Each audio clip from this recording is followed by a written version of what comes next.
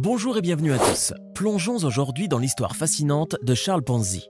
Un homme dont l'illusion de richesse a ensorcelé les esprits et qui a orchestré l'un des schémas de fraude financière les plus emblématiques de tous les temps. Pris au piège de son ingéniosité malveillante, Ponzi a su manipuler les investisseurs avec brio grâce à son système trompeur, connu aujourd'hui sous le nom de schéma de Ponzi. Tel un magicien de l'illusion, il leur a fait miroiter des rendements extraordinaires en un temps record, attirant ainsi une multitude d'âmes assoiffées de richesses faciles et rapides. Derrière les apparences attrayantes de cette promesse mirifique, une réalité bien différente se dissimulait. Dans les coulisses de cette arnaque sophistiquée, Ponzi tissait une toile de mensonges et d'illusions, exploitant l'appât du gain et l'espoir des investisseurs crédules.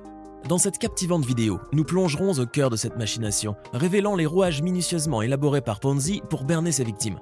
Vous découvrirez les raisons qui ont poussé tant de personnes à succomber à cette tentation illusoire, ainsi que les conséquences dévastatrices qu'a engendré cette quête insensée de richesse éphémère pour ceux qui y ont cru. Préparez-vous à explorer les méandres d'un esprit manipulateur, à dévoiler les intrications d'une arnaque génialement conçue et à comprendre pourquoi l'illusion de richesse peut parfois engloutir les plus perspicaces d'entre nous.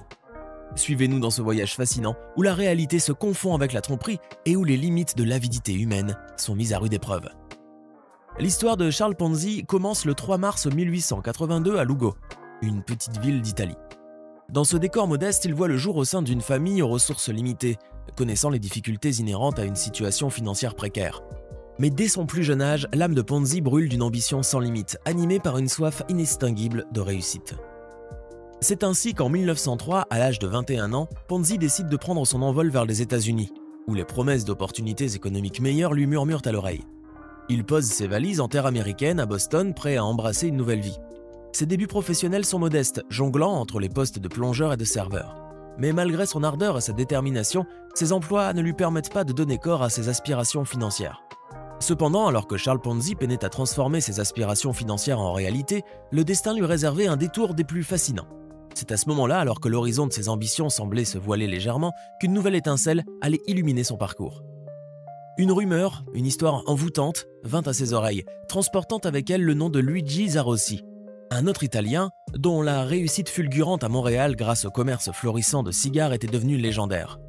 Le récit des exploits de Zarossi titillait l'imagination de Ponzi qui, animé par un insatiable appétit de réussite, décida de quitter Boston pour s'aventurer vers de nouvelles opportunités. C'est ainsi qu'en ce mois de juillet 1907, muni d'un unique dollar, Ponzi entreprit le voyage vers la ville prometteuse de Montréal, attiré par les récits enivrants de Zarossi. Mais ce n'était pas tout. Zarossi avait également donné naissance à une institution financière tentaculaire, la Banca Zarossi, où les économies des immigrants italiens s'entassaient, attirés par un taux d'intérêt alléchant de 6%, bien au-delà des offres des autres banques de l'époque. Sous le couvert d'une identité factice, celle de Charles Bianchi, un membre fictif de la prestigieuse famille Bianchi en Italie, Ponzi s'immisça habilement dans les rangs de la Banca Zarossi, accédant d'abord au poste modeste de caissier. Mais son ambition dévorante ne tarda pas à le propulser vers des sphères plus élevées au sein de cette institution financière. Au fil des jours, des semaines et des mois, Ponzi découvrit avec perspicacité que Zarossi ne pouvait soutenir le niveau vertigineux de rendement promis qu'en puisant dans les fonds des nouveaux déposants.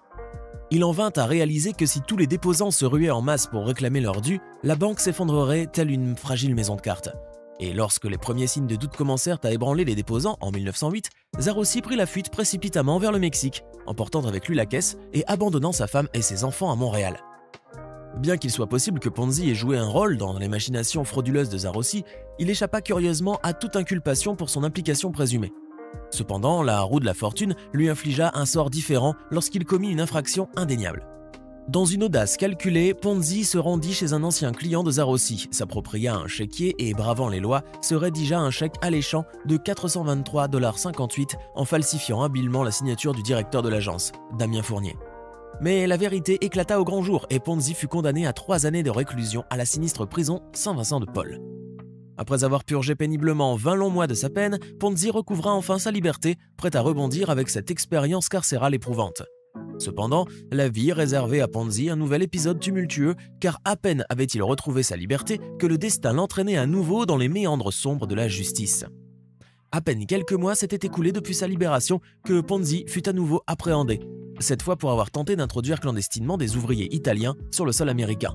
Les autorités ne lui laissèrent guère le temps de savourer sa liberté retrouvée, le condamnant sans hésitation à 2 années de détention supplémentaire dans une prison d'Atlanta.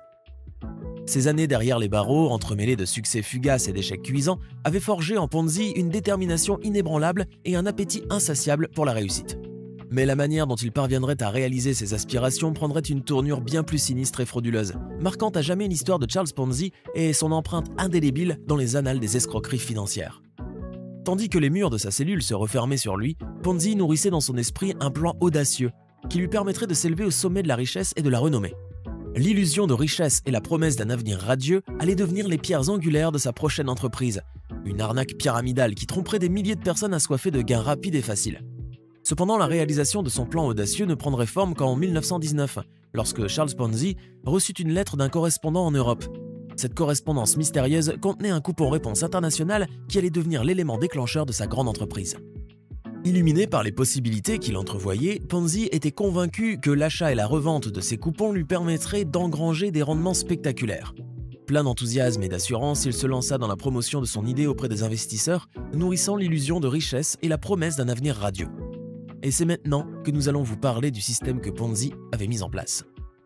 Ainsi, Ponzi fonda en décembre 1919 la Securities Exchange Company. Cette entreprise avait pour objectif déclaré d'arbitrer les coupons-réponses internationaux et de générer des profits colossaux pour les investisseurs. Avec une éloquence persuasive, il promettait des rendements exceptionnels, affirmant qu'il pouvait doubler leur argent en seulement 90 jours. Le succès initial de Ponzi ne fit que renforcer son ambition dévorante. Les premiers investisseurs, séduits par ses arguments et attirés par l'appât du gain facile, commencèrent à lui confier son argent. Les paiements initiaux qu'il effectuait pour satisfaire ses premiers investisseurs contribuèrent à alimenter l'illusion de richesse et à attirer de plus en plus de nouveaux participants. Pour maximiser ses gains et attirer davantage d'investisseurs, Ponzi adopta des tactiques marketing agressives. Il offrait des commissions élevées à ceux qui lui recommandaient de nouveaux clients et utilisait les médias locaux pour vanter ses exploits financiers. Les journaux relayaient ses succès, renforçant ainsi sa crédibilité auprès du public et incitant davantage de personnes à rejoindre son entreprise. La pyramide de Ponzi était en train de se construire avec Charles Ponzi au sommet, amassant des fortunes grâce aux investissements continus des participants qui croyaient fermement en l'illusion de richesse qu'il leur vendait. Cependant, les fondements de cette entreprise étaient fragiles et basés sur un mensonge insoutenable. La vérité finirait par éclater, et avec elle l'empire frauduleux de Charles Ponzi. Alors que la popularité de Ponzi atteignait des sommets, les fondations de son schéma frauduleux commençaient à se fissurer. Certains investisseurs de plus en plus nombreux commençaient à réclamer leur rendement promis. Cependant, les paiements étaient de plus en plus difficiles à honorer car les nouveaux investissements étaient nécessaires pour soutenir les anciens. Ponzi se retrouvait dans une course contre la montre, jonglant avec les fonds des nouveaux arrivants pour rembourser les premiers investisseurs. L'illusion de richesse qu'il avait si habilement créée commençait à se dissiper et les doutes se répandaient parmi les participants. Certains journalistes et experts financiers commençaient à remettre en question les activités de Ponzi, soulignant les incohérences de son système et les rendements irréalistes qu'il promettait.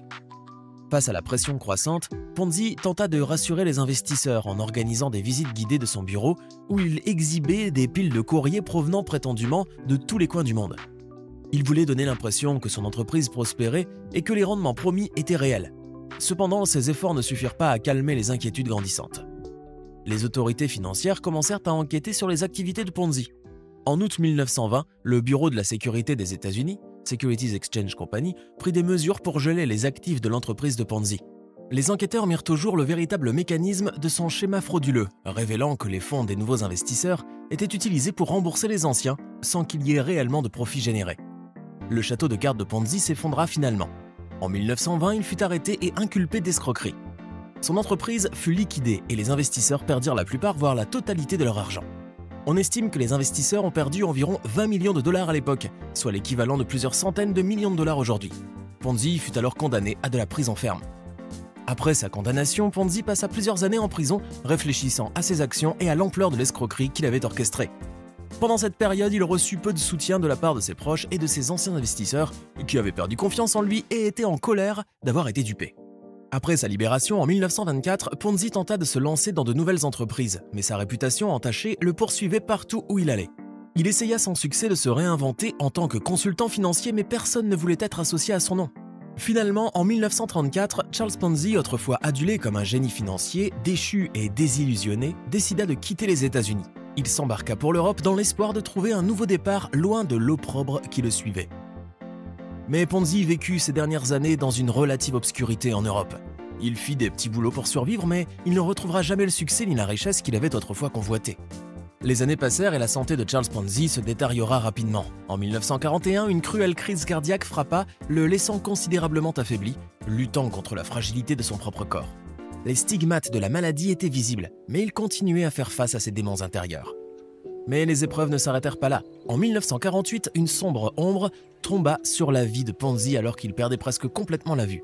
Les ténèbres s'emparèrent de ses yeux, l'isolant davantage dans un monde de limitations physiques. Puis, une cruelle hémorragie cérébrale vint le frapper, paralysant sa jambe et son bras gauche. Sa mobilité se réduisit à néant, le forçant à lutter contre ses propres membres, jadis puissants et agiles. Tel un symbole tragique de sa propre chute, Ponzi était désormais emprisonné dans un corps défaillant. Les conséquences de ses actions passées semblaient se manifester physiquement, ajoutant une dimension de souffrance à son existence déjà tourmentée. Ainsi, dans l'obscurité de la maladie et de l'isolement, Charles Ponzi s'éteignit peu à peu. Le 18 janvier 1949, à l'âge de 66 ans, il quitta ce monde, laissant derrière lui un héritage de déception et de désolation. Toutefois, bien que son nom soit devenu synonyme d'escroquerie, Charles Ponzi reste une figure marquante de l'histoire des fraudes financières. Son arnaque pyramidale et son appât de richesse facile continuent de fasciner et de servir d'avertissement aux investisseurs du monde entier. Aujourd'hui, le nom de Ponzi est utilisé pour désigner tout schéma de Ponzi, une pratique illégale dans laquelle les retours sur investissement des premiers investisseurs sont financés par les fonds des nouveaux investisseurs, sans qu'il y ait de véritable création de valeur. L'histoire de Charles Ponzi rappelle aux personnes de rester vigilantes face aux offres trop belles pour être vraies et de faire preuve de prudence lorsqu'il s'agit de leurs finances.